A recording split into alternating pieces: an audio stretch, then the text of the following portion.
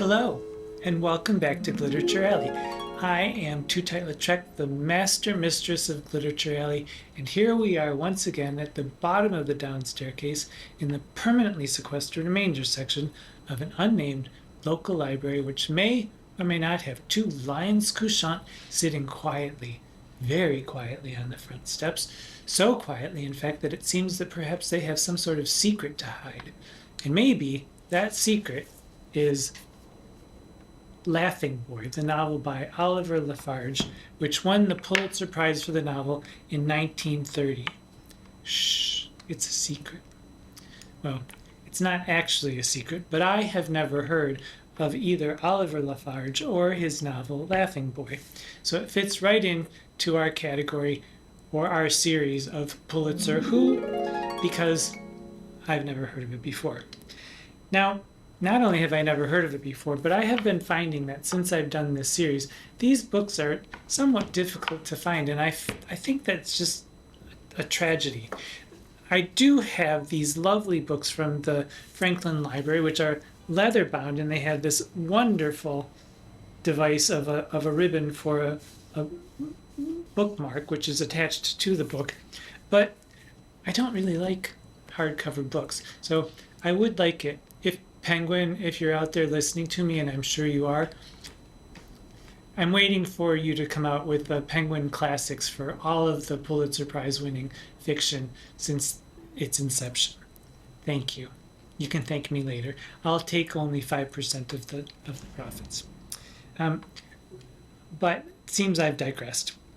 Let's look, before we get into Laughing Boy by Oliver Lafarge, let's look at a few of the other novels that were that were published in 1929, and there were quite a few.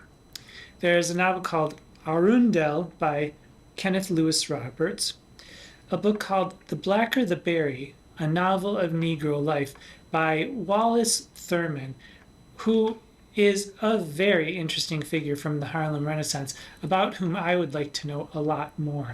I don't have that much information about him, but Wallace Thurman seems to be a really interesting character in the Harlem Renaissance, and maybe I'll dig in a little bit to that later on my own time.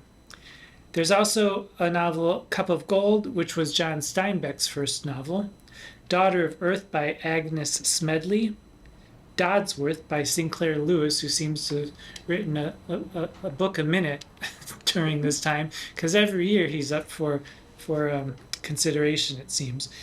A book called Ex-Wife by Ursula Parrott, A Farewell to Arms by Ernest Hemingway, and once again, this is about an American in Italy, so it may have not fit the American-centric needs of the Pulitzer Prize, and perhaps that's why it wasn't considered or what didn't win.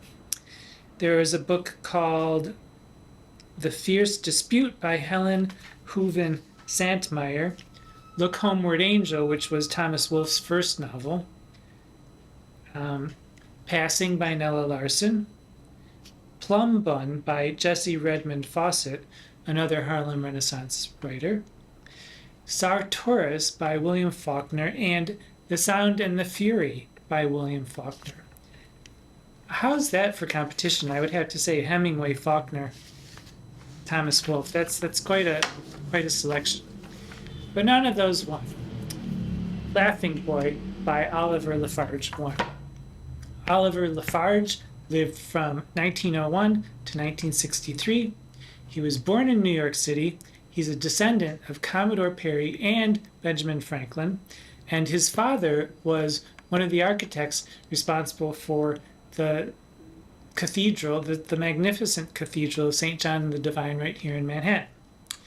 So he attended Harvard for undergraduate and graduate studies, and he graduated with a master's in archaeology.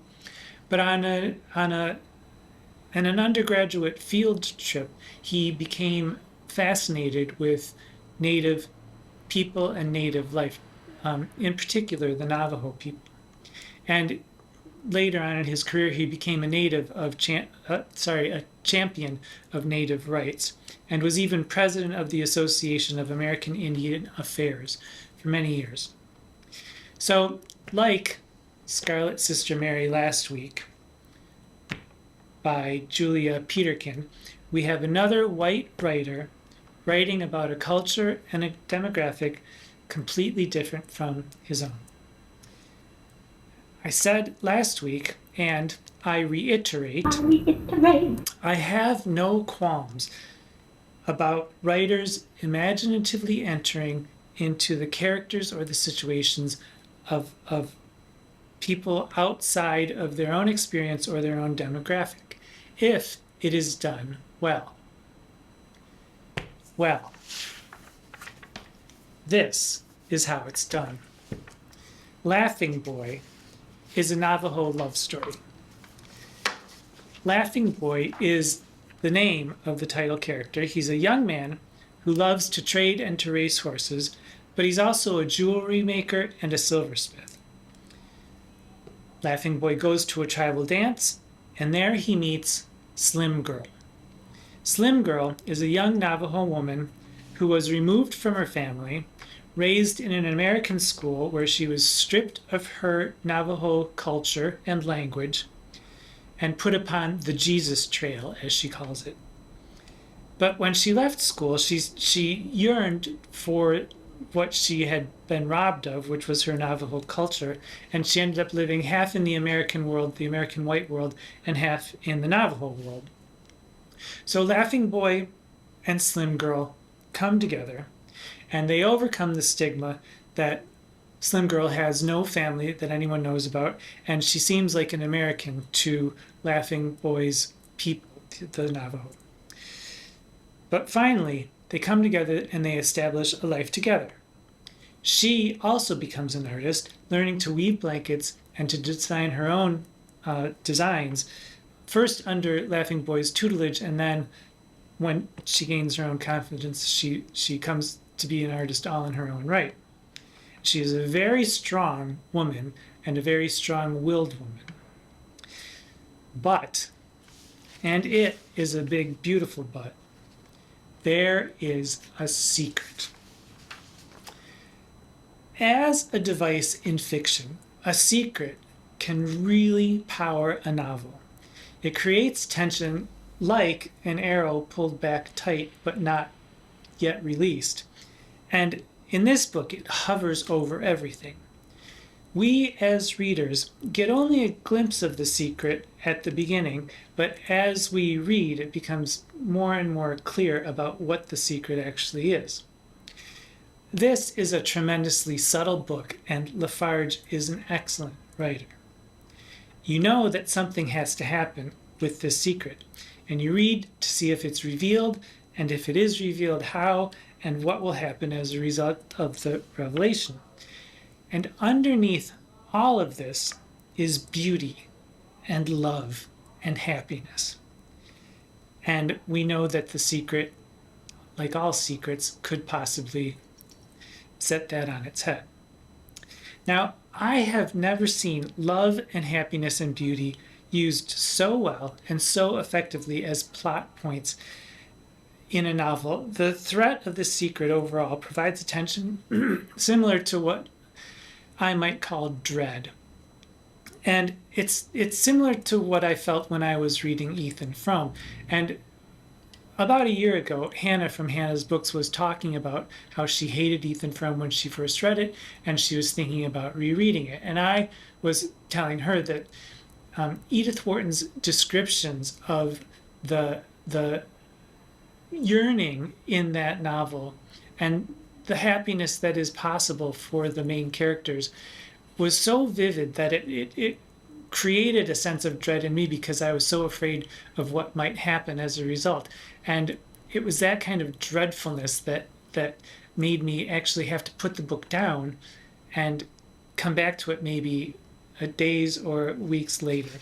So Hannah, just to let you know, finally did read it, and I will link her review of Ethan Frome there. But that dread that I was talking about with Hannah is similar to the dread that I have felt in Laughing Boy.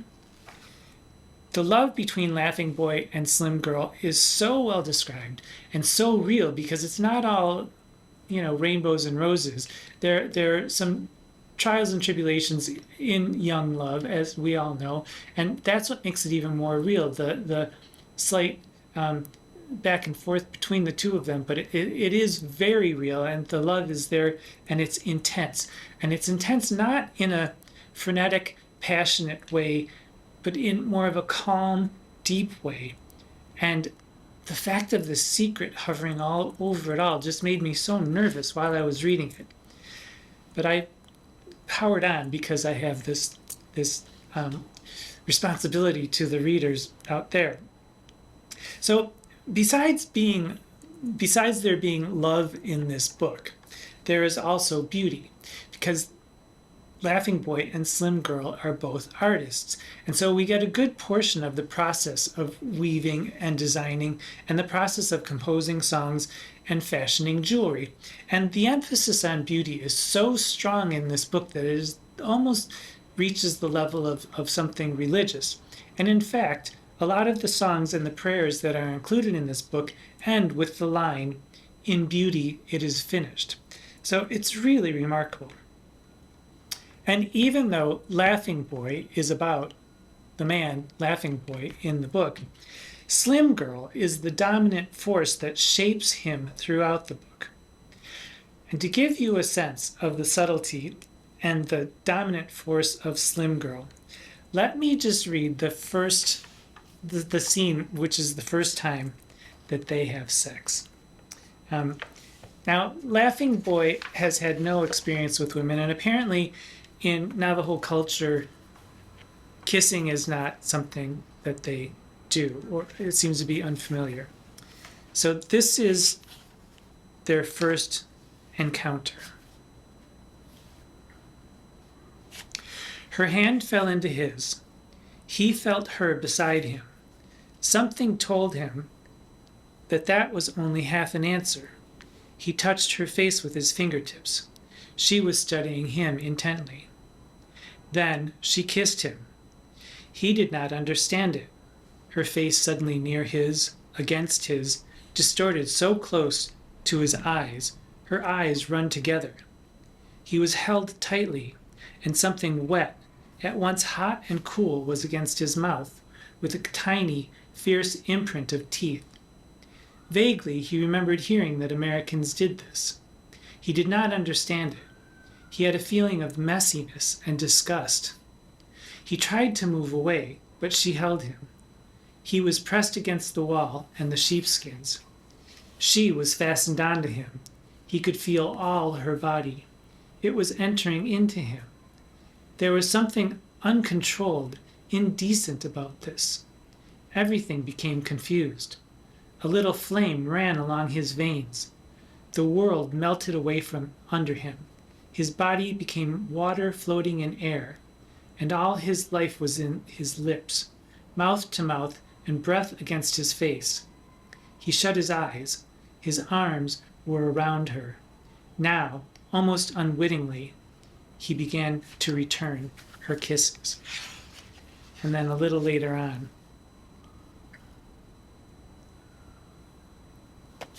she was stronger than iron or fire.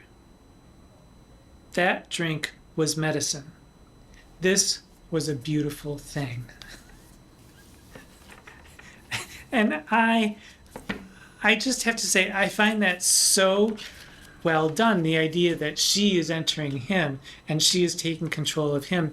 And it is quite erotic too, I find. I find it so well done, and I feel that it's a very good example of Lafarge's subtlety throughout. There's nothing gross or weird about it, but that feeling of this is strange and new and I'm not sure I like it is really interesting and very well done, I felt. So, what kept me reading or stopped me from reading? The characters kept me reading. The setting kept me reading. The joy of watching artists' work kept me reading. The joy of witnessing, young love kept me reading. And that damned secret kept me reading too. My heart was in my throat the whole time, and while after many, many years of experience I have lost my gag reflex, The throat is not the best place for a heart to be lodged during an entire book, but there it was. Qualms. Do I have any qualms? I have a few teensy tiny qualms. And for any fiction writers out there, I have a little bit of advice. Beware of coincidences. There are 2 points of crisis toward the end of the novel. And as they approached, I wondered how Farge would effectively bring them out into the open and how they would be handled once they arose. And when those moments of crisis arrived, there was just a twinge that the events that brought them to a head felt perhaps a little convenient in their coincidental nature. But when they did arrive, when the moments did come to a crisis, they were handled so expertly, so surprisingly well, and so with such originality, and actually with such feeling and human emotion, that I forgot all about the seeming coincidences that led up to them. And it was never as bad as in a Dickens novel, which seems to depend on coincidences. And I love Dickens too, but the coincidences here were just kind of a whisper of a hint of a qualm for me. And actually, coincidences really do happen in real life, but you have to be careful that you don't, if you're a writer, that you don't bring your readers out of the book to think about, oh, here's a writer making things happen. You want to be completely absorbed in the story so that the story is there and the author is completely invisible. So another qualm that I had early on that I dismissed later, but it was a qualm early on, was the way the language was dealt with, which is sort of like a you Tarzan, me Jane sort of thing, or it's me Tarzan, you Jane, depending on if you're in Glitterature Alley or not. It's the nature of the me Tarzan, you Jane quality of speaking that seemed to be what was going on at the beginning, but I think I may have just been misunderstanding it. It's not a parody of native talk, because when they were speaking to one another in their native language, it was still this sort of clipped, concise, clean kind of language.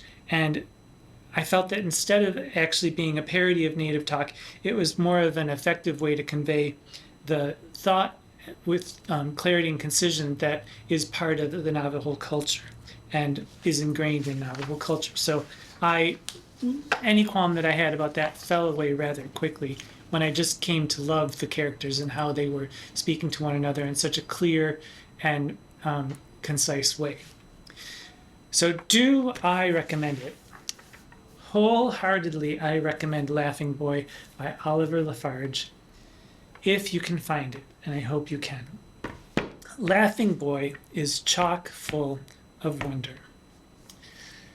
And I am certain that in your world, whoever you are and wherever you are, and whatever trials and tribulations may be swirling around you, and the bard knows that there's an overstore of that lately, there is still wonder in the world. Find it if you can, and pay attention. I am Tootight Lautrec. Until we meet again, mwah.